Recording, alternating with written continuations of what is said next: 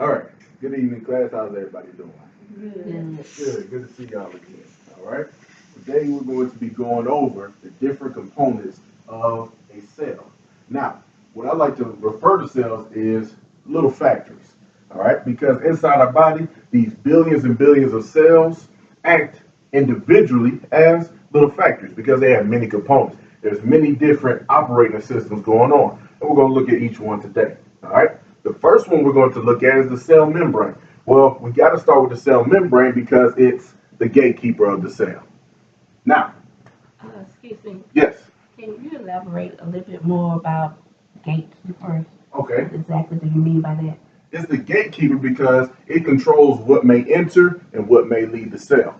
Now, the cell membrane itself, and I'll just use this section here, is a double layer made of phospholipids. Now, phospholipids are these balloon-like structures that point inward and outward of the cell. The ball that you see at the top points inward of the cell and outward of the cell. It's two layers made of phospholipids. Now, the reason why the tail points inward and not outward, like the balloon, is because it is hydrophobic, meaning that it's scared of water.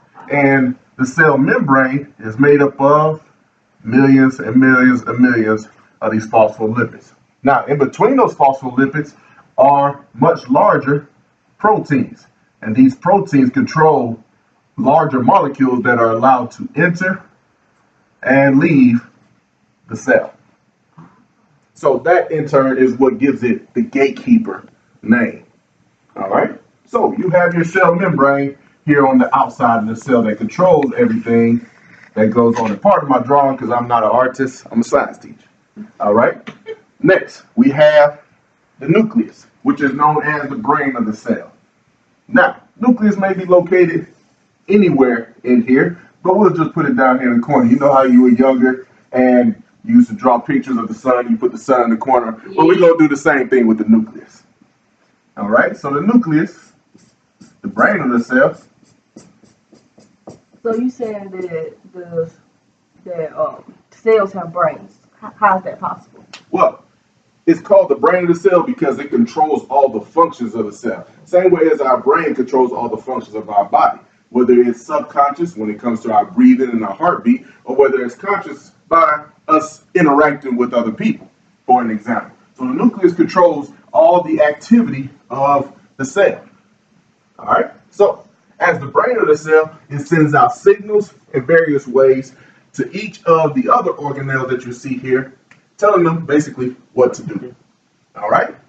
So we have the nucleus. Next, we have ribosomes. Now, ribosomes are simply small little dots inside the cell. They're located all throughout the cell. Now, the purpose of the ribosomes is to help make proteins. All right. And of course, that's a total another process that goes through with our RNA transfer messenger. And the ribosomes, in turn, help make amino acids, which helps make our proteins. All right. Now, associated with ribosomes, you have what's called rough ER and smooth ER. The ER standing for endoplasmic reticulum. All right. So the ER, located here on the outside of the nucleus,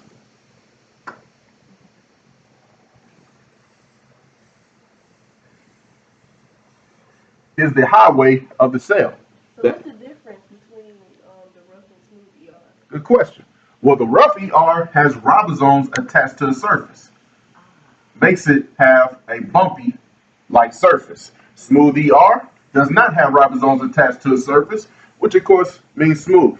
Kind of, you can think of it as a teenager going through puberty with acne and an adult who's out of puberty who doesn't have acne, to give you a visual example. All right, so you have rough ER and smooth ER, both of which transport nutrients and information into and out of the nucleus. All right, next we have the Golgi bodies. Now, these are known as the UPS of the cell. They look similar in structure to the endoplasmic reticulum.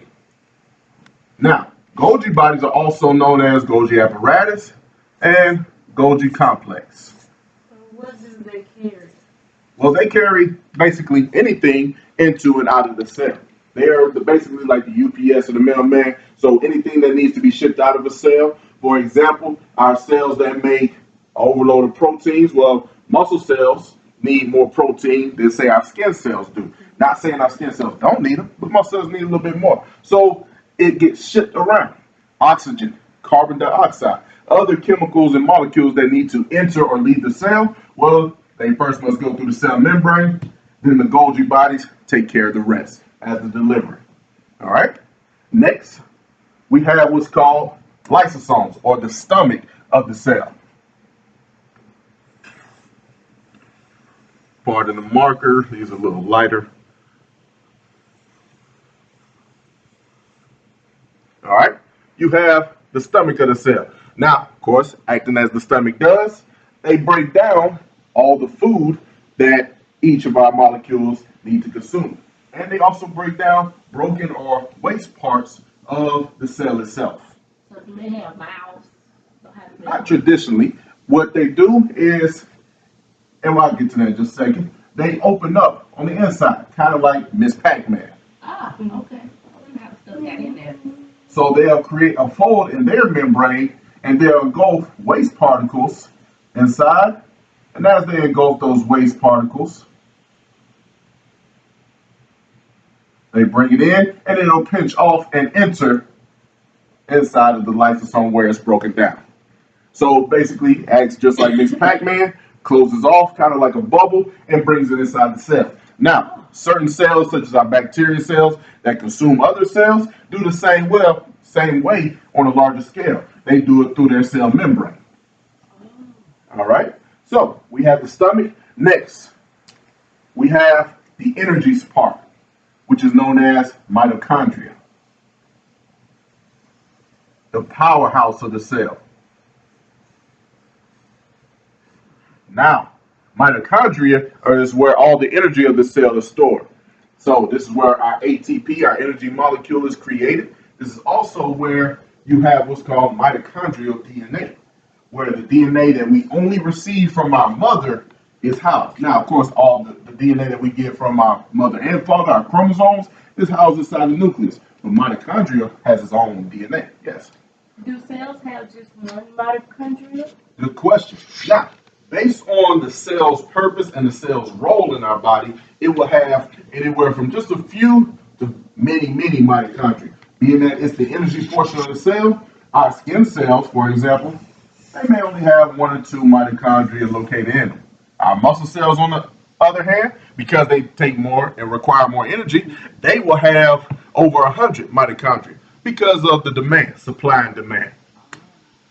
Now, as I draw these up here, I hope that you don't think that these organelles are just floating around in the cell, because they're located inside of the cytoplasm, which is the jelly-like substance. So if we were to take a bowl of Jell-O and we were just to throw objects inside of that bowl of Jell-O, it's not going to float around. They kind of stick and stay in place. Well, that's the same thing with the organelles. Now, when the organelles need to move, then of course they are able to move. But the cytoplasm holds everything in place along with the cytoskeleton. Now, the cytoskeleton is very small, tube-like structures that act the same way as our regular skeleton does and holds the cell in place and intact. So basically, our bodies don't walk around looking like Jell-O. All right?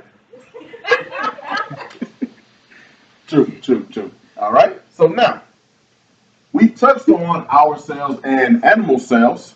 So now, let's take a look at the slight differences that the plant cells have in them as well.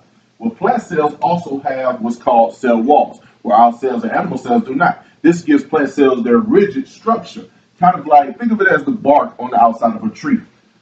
It's strong, it's sturdy, and it keeps the cells protected. Now, other differences that the plant cell has, it has what's known as a large central vacuole. Now, the vacuole is the storage portion of the cell that houses water. Now, we all know that plants love water a lot more than we do, and that large central vacuole is what they use to store the water that they hold. Now, The last difference in between the plant cell and our cell are the chloroplasts. Now, the chloroplasts, this is where photosynthesis takes place. This is also what gives plant cells their color. And inside the chloroplast, you have stacks of thylakoids, all right, that hold your stroma, which is also part of photosynthesis. Another lesson for another day. But there are hundreds and hundreds of these chloroplasts located inside of plant cells, along with everything else that you see here present in our cells. But these are what give plants their color. So now, when you see plants out there, those leafy green plants, all right, first off, there's millions and millions and millions of plant cells. If you were just to take a piece of a plant or a leaf about this size, there's millions of cells located inside of there. Well, in each one of those millions of cells, you have the color which comes from the chloroplast. And those are the slight differences between plant cells and animal cells, or our cells. And the last point that I want to hit on is mobility. Now, when you begin to talk about mobile cells, such as bacteria cells, single cell organisms, prokaryotes, you have locomotion which is necessary, and that's what comes from the cilia and flagella. Now, cilia are short hair-like structures that are on the outside of the cell membrane on single cell organisms. Flagella are long tail-like structures. All right. Now, anytime a cell that needs locomotion, of course, you will see more than one of these structures present on the outside. Cilia, short and hair-like, move kind of the same method as a centipede or millipede. Flagella, which are longer tail-like, whip back and forth in order to speed up the locomotion. Most cells that have flagella are a little bit faster than cells that only have cilia. All right? And that is our short lecture on cells and all the various components of cells. Thank you, class, for your attention today, and I hope that you were able to take something from this.